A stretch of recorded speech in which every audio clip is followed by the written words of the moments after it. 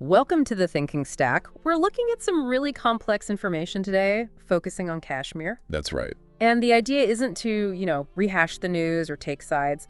Instead, we're using a framework to unpack the dynamics underneath. Exactly. Trying to see the hidden engines, not just the surface noise.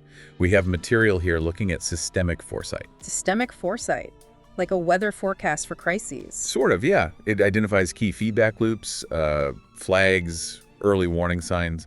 The goal is really to distill what this tells us about the forces shaping the future there. Okay. And this is part 3 of our exploration. So let's dig into layer 3, systemic foresight. It talks about Kashmir as a system of feedback loops. Correct. Not just a static issue.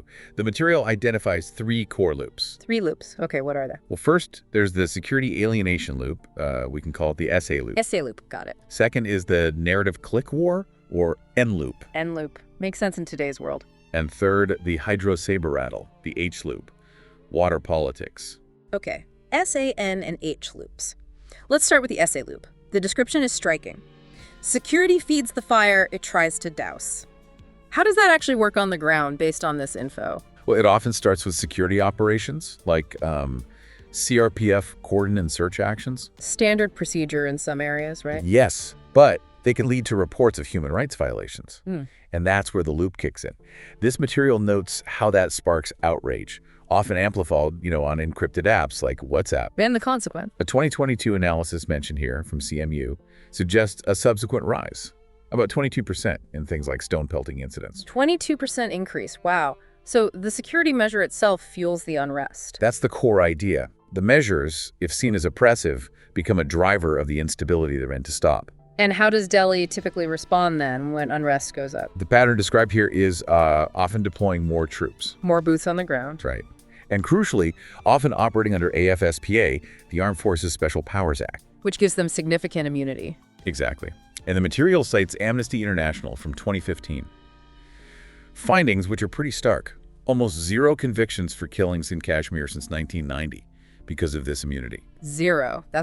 That's quite a figure. It really highlights the accountability issue. It does. And it fuels that sense of alienation, feeding back into the loop. Is there data linking more troops to more grievances? Yes, there is.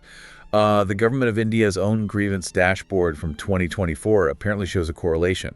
For every extra 1,000 troops, there's about a 7% rise in civilian complaints the next quarter. Okay, a measurable link. And what's more, unanswered complaints seem to then get channeled into, things like angry TikTok content. Just keeps the cycle going. The cycle continues. Okay, let's move to the second loop, the N loop. Attention is the new artillery. Sounds very digital age. How does this narrative war play out?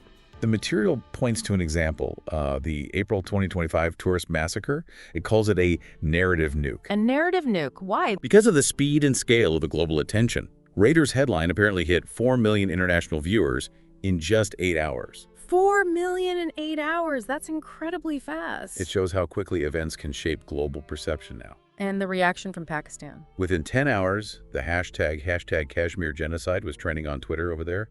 Shows the speed of counter-narratives too. So a battle for eyeballs, essentially.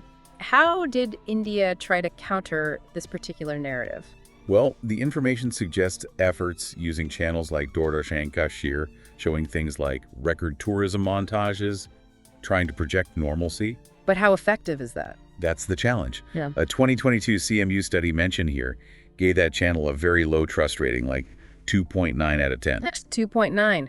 Ouch. That's just a real uphill battle for official narratives. Definitely. There seems to be an asymmetry. The material talks about viral half-life. Viral half-life. What does that mean in this context? It's about how long different content stays relevant online. Valley Martyr videos, for example, apparently circulate in WhatsApp groups for about 11 days. 11 days? Okay. Whereas government welfare videos, they tend to die out in around 11 hours. Hours versus days, that's a huge difference. It is. It suggests that emotionally charged, grievance-based content has much more staying power and reach than official messages. Outrage travels faster, It certainly seems to. Okay, that's the N loop. Now the third one, the H loop. When glaciers shrink, tempers swell. This links environment to geopolitics. Exactly. It's about water security, a critical issue there. Projections cited from CSIS in 2023 suggest a potential 35% melt loss in the Indus headwaters by 2050. 35% loss. That sounds significant, especially for Pakistan. Hugely significant. Very- Pakistan relies on those western Indus rivers for about 2/3 of its irrigation, so shrinking glaciers are a massive concern downstream.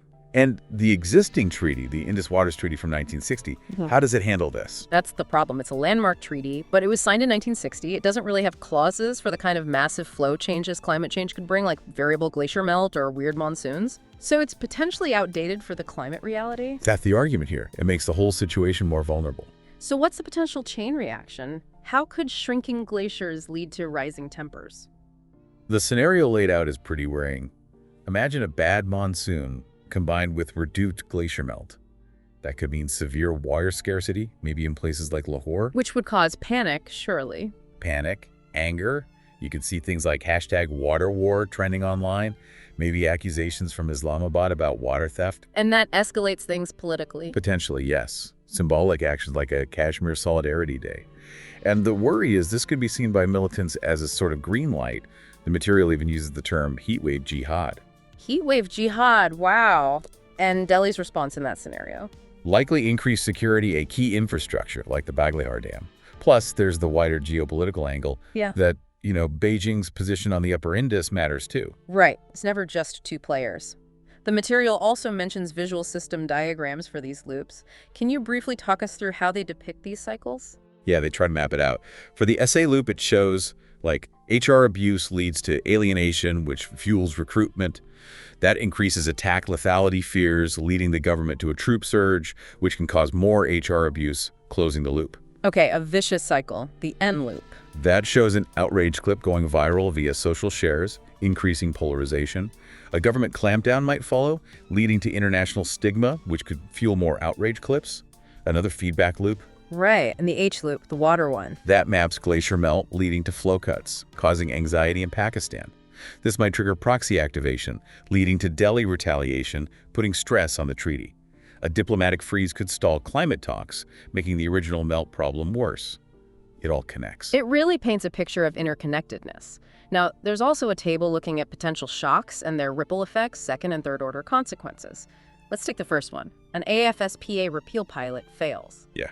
So the direct or second order effect listed is a militant attack exploiting potentially softer patrols. Makes sense. And the delayed third order effect. Nationwide media demanding a return to a hardline approach, maybe even AFSPA getting expanded elsewhere in the country. So a localized failure could have national consequences. Which loops does this trigger? Primarily the SA loop, obviously, and the N loop, the narrative battle.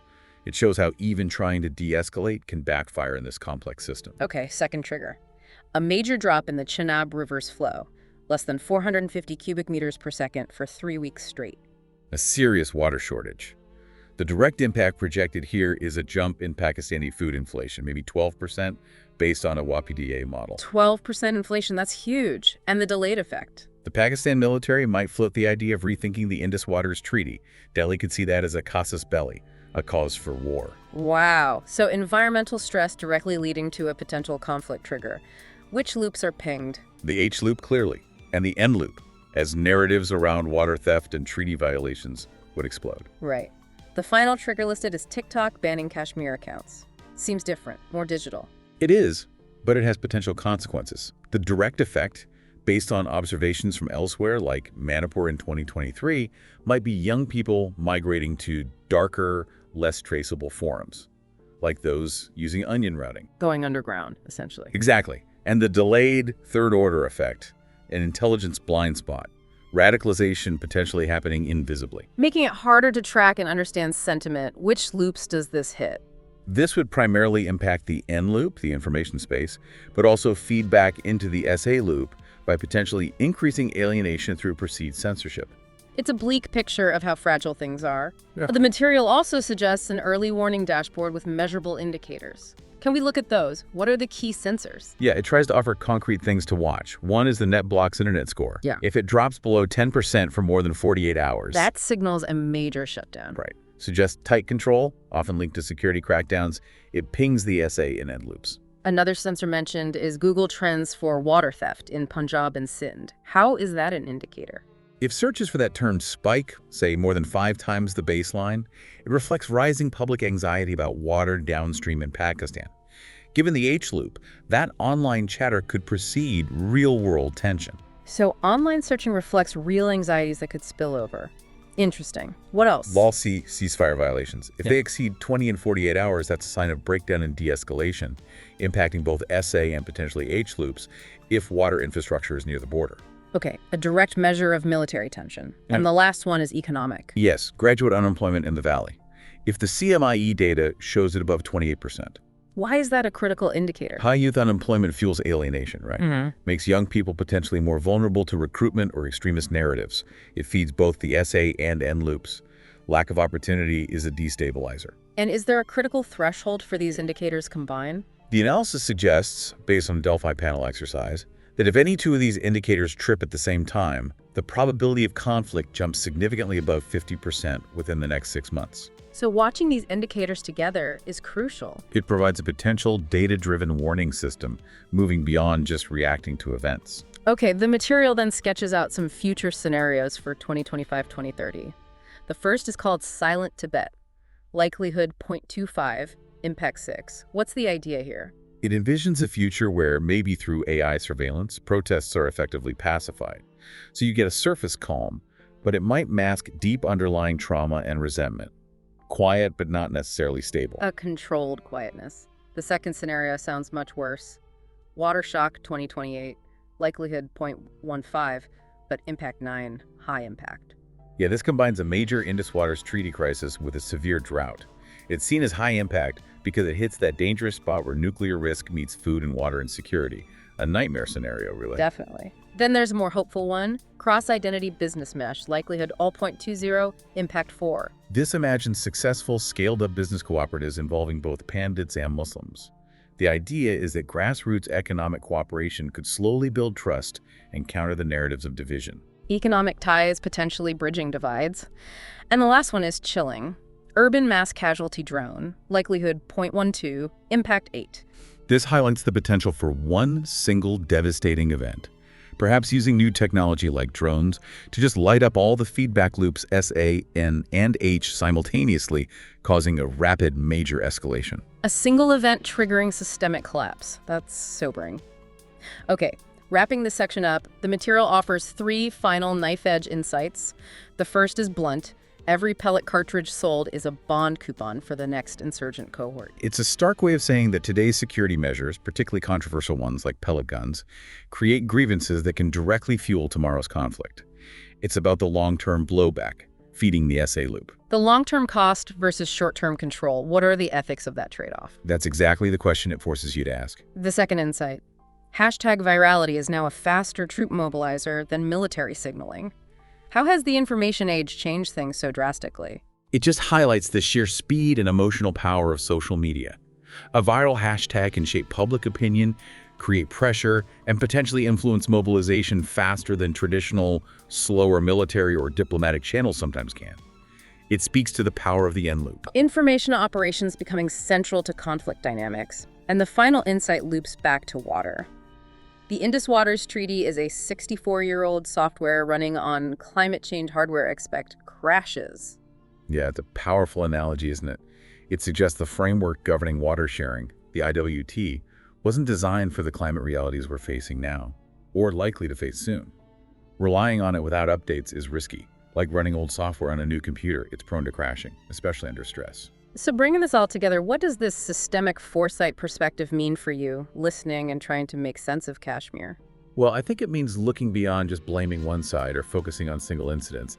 It pushes you to see these interconnected systems, these loops that keep reinforcing themselves. Right, it's about understanding the underlying machinery, not just the headlines it produces. Exactly. The key isn't necessarily about finding who's right or wrong in this view, but understanding the mechanisms. What inputs drive these cycles? Where might leverage points exist? That early warning dashboard, for instance, gives concrete things to watch, things that aren't just rhetoric. And think about that point on hashtag virality being faster than military signals. What does that tell us about security, not just in Kashmir, but everywhere in our hyper-connected world? It's a profound shift. And this whole exploration, looking at these self-reinforcing loops, it naturally leads to a tough question, doesn't it? Like is. If these cycles are so deeply embedded, what kind of truly radical system-level changes would be needed to break them? And maybe even more critically, are those kinds of interventions actually feasible? It's messy, complex stuff. Definitely messy. But maybe understanding the code, as this framework helps us do, is the essential first step if there's any chance of rewriting it down the line. A lot to think about there.